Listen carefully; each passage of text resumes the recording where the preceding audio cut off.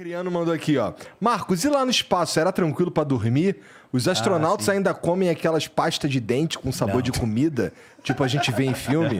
Observação, o Igor tá com curativo porque ele fez um foguete pra provar que a Terra é plana. Mas deu errado. Como é que é pra dormir lá, cara? Não, dormir é confortável. Embora, como é que eu vou dizer assim? Por um lado é confortável fisicamente, porque pensa bem, você entra num saco de dormir, fecha o zíper, e aí você não tem nenhuma parte do corpo pressionada pelo resto do corpo. Vamos dizer assim, quando você deita, de qualquer forma, você está sentado, você está com peso na bunda aqui. Se você deitar, você está de lado de um jeito, uma parte né? do peso do corpo em cima. Lá não, é como se estivesse dentro da água, né? Flutuando. Então é super confortável fisicamente falando. Por outro lado, a parte, como é que eu vou chamar? Psicológica, não seria bem isso a questão, mas você está tanta coisa para fazer que a cabeça está a mil. Então, demora para você desligar. E vamos combinar, tu tá no espaço, irmão. Tu vai dormir.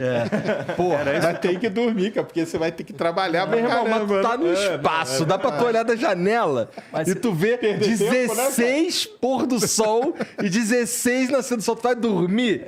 Não vai dormir, cara. Mas é isso que eu ia falar, justamente. Porque passa o dia todo trabalhando, uma coisa aqui, monta isso, desmonta aquilo. E aí, não, tem que arrumar aquilo lá. Então, você não consegue olhar para a janela, você não consegue parar durante o dia, ou durante o momento de trabalho. Quando você deita ali naquele saco de dormir, eu botei o meu, eu tinha uma janela aqui assim, e eu estava, imagina, isso aqui é a estação espacial, tinha o módulo de adaptação russo, ele fica assim de lado, 90 graus, que é o nariz da estação espacial, esse módulo está aqui. A minha janelinha era aqui, ó. Então, eu via o costado da estação espacial e a Terra aqui do lado de cá. Porra, que vista foda, É uma hein, cara? vista... Eu via quando a gente entrava na noite, né? Você entra 28 mil quilômetros, entra na noite. Aí você vê lá assim? na Terra. Entra demais. Você está 28 mil quilômetros, você entra na noite. Aí você vê assim na Terra...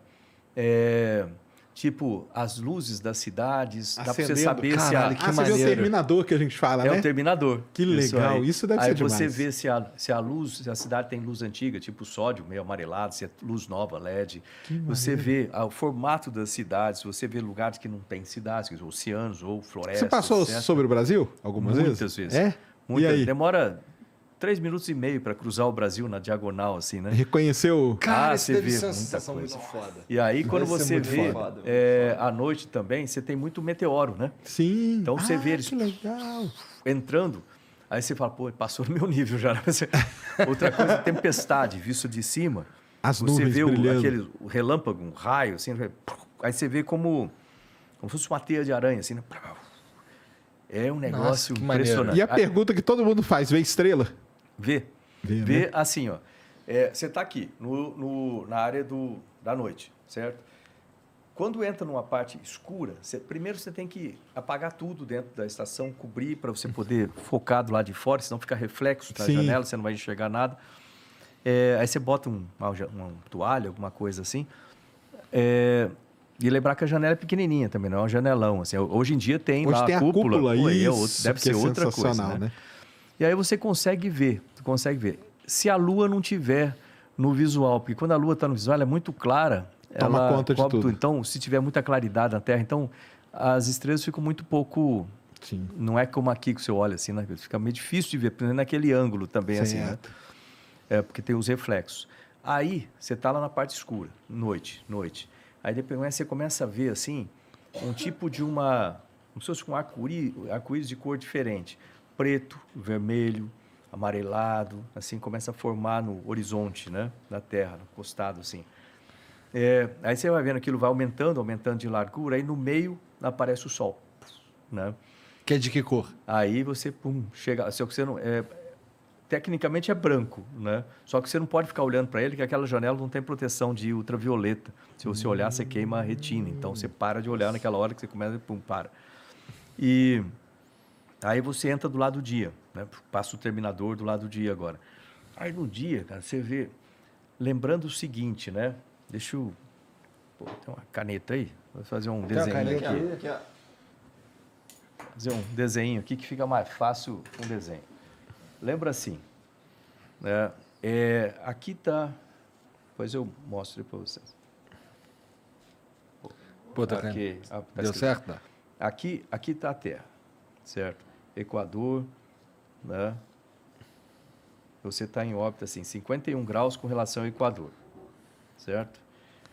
É mais ou menos isso aqui, né? Na Terra, Tá. Equador, você está em órbita aqui, 51 graus com relação ao Equador. Então, aqui você tem uns, né, sei lá, América do Norte aqui, América do Sul, aí lá África e etc. Então, imagina que você está subindo aqui, né? Está subindo, Paraná. Você não chega no polo, né? Quando você está quase chegando lá, você começa a baixar do outro lado. E aí você, à medida que você deu uma volta, fez uma órbita, a Terra girou 1h30, vamos dizer assim. E aí quando você vem aqui, você passa em uma outra órbita. Você defasa, né? Pro leste, né? Você defasa pro oeste. Você defasa um tanto de correspondente a 1h30. Por isso que quando você vê no centro de controle da NASA, Você vê aquela senoide lá, o né? mapa aqui, né, da Terra, Equador, tal, e assim por diante, né? Não. Aí você vê mais ou menos como fosse uma senoide, faz isso aqui, Entendi. e aí depois a próxima vai passar por aqui, e a outra mais para lá, você vê algo assim. Entendi. Entendeu? Cada órbita lá. O que eu quero? Por que eu estou mostrando isso? Fora os polos, que você não passa por cima, o resto você vê praticamente tudo no planeta. Então, você vê lugar em cima, cordilheiras com neve em cima. Aqui na Cordilheira dos Andes, tem alguns lugares ali que parece um outro planeta, para falar a verdade. Você vê uns lugares assim, cor de óxido de ferro, sei lá o quê, né? Com a branca. Coisa que a gente jamais vê daqui, né? Pois é. Isso é demais, né? É um negócio maravilhoso. Aí quando você passa em cima do Caribe, por exemplo, você vê aquelas ilhas bem desenhadas num mar verde esmeralda, assim, né? Aí você passa em cima da floresta amazônica. Cara, você é um abençoado de forma absurda, cara. Muito bacana, né? Cara, se a gente for parar, se dá pra gente contar quantos seres humanos tiveram essa experiência aí. Pô, dá pra ser... Acho que é menos de 600, né? que o Cara, espaço. nem menos. Olha isso. Dá pra contar fácil. Menos de 600 do mais... E se você pensar assim, quantos seres humanos já viveram na Terra, né? Hoje em dia tem o quê? 7 bilhões. Aí você conta os que já nasceram e morreram desde o começo, eu diria que talvez chegue a uns 10 bilhões. Tu agradece a Deus, cara? Eu agradeço, todo dia. Cara. Quando tu chegou lá, tu é um cara religioso? Sou. Quando tu chegou lá, reforçou tua fé ou deu uma enfraquecida nela? Reforça, mas reforça sim. Deixa eu colocar isso de uma maneira que eu acredito em Deus, eu acredito nas coisas boas, você fazer coisas boas. Eu vivo falando, eu tenho uma live que eu faço todo dia de manhã, chama Diário de Bordo. Legal. E aí eu costumo sempre falar assim, olha, plante coisas boas, você colhe coisas boas. Meu pai me falava isso. Meu pai era muito simples, assim, ele falava assim, olha, se você quiser, parece simples quando fala isso, mas se você pensar, se você quiser colher limão, você planta limão. Se você quiser colher laranja, você planta laranja. Né? O que não dá é você querer colher laranja e plantar limão. Não dá certo.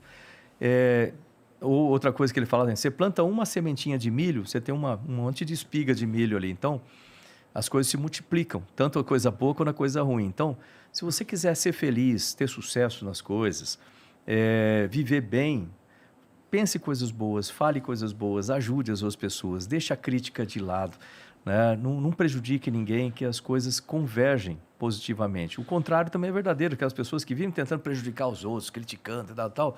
Primeiro, eles não têm nem coragem nem competência para fazer. Isso me falava o Orziri Silva, né?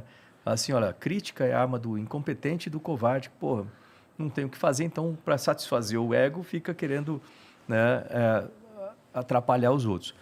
Então, essa é uma coisa importante. Então, isso aí eu sempre agradeci a Deus por essa característica. O pessoal fala assim, você vive sorrindo? Vivo porque eu sou feliz. Eu gosto de fazer bem para as pessoas. E isso me deixa feliz. Isso é bacana. E com relação a Deus, quando você chega lá no espaço, uma sensação que você tem é que a gente é muito pequenininho. Isso muda a maneira como a gente encara a vida a partir dali. Você fala, pô, eu sou insignificante. Realmente, cada um de nós do ponto de vista comparativo, é menor que uma bactéria em cima da mesa aqui, né? Então, isso é muito legal. Tanto que quando eu voltei de lá, ou seja, eu fui pensando muito pragmaticamente e eu voltei pensando muito com as pessoas, né? Eu criei uma fundação, tem a Fundação Astropontes, que é justamente para motivar a ciência e tecnologia para a educação, pensar nas crianças, assim por diante. Agora, insignificante cada um de nós em relação à Terra, sem dúvida. Mas se você pensar na Terra em relação ao universo, lembra aquele negócio do Carl Sagan? Isso, pálido Do ponto azul, pálido né? ponto azul, the pale blue dot, né? A Terra em cima dos anéis lá de Saturno. É bacana o que ele fala naquilo lá, porque tem esse sentido. A Terra em relação ao universo também é insignificante. Mas agora pensa matematicamente. Se a Terra desaparecer do universo, o universo com a Terra, insignificante, é diferente do universo sem a Terra. Matematicamente é. Se um de nós, embora insignificante, desaparecer, o universo com a gente é diferente do universo sem um de nós. O que isso quer dizer? A gente faz parte da mesma coisa. Nós somos a mesma coisa. E se nós somos a mesma coisa, aí volta aquela coisa no meu pai, por isso que eu falei primeiro, a chamada regra de ouro. Trate as pessoas do jeito que você quiser ser tratado. Por quê? Se nós somos a mesma coisa, se eu fizer mal para você, eu estou fazendo mal para uma parte de mim.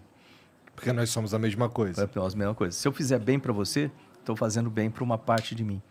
Aí faz tudo o que eu falei antes, é igual o Steve Jobs fala, conecta os pontos atrás. Isso aí. Então, funciona assim. Então, eu acredito em Deus, mas não é que Deus fica lá em cima jogando raio em alguém que faz alguma coisa errada, completamente diferente. Eu acredito num Deus que está dentro de cada um de nós, que é tudo que existiu, é tudo que existe e é tudo que existirá, e a gente é parte disso. Se a pessoa não quiser falar em Deus, pode falar de universo que funciona da mesma forma. Por isso que eu acho que a gente é a parte de tudo isso. Não é exatamente um teologismo, talvez um teosofismo, mas funciona mais ou menos desse jeito.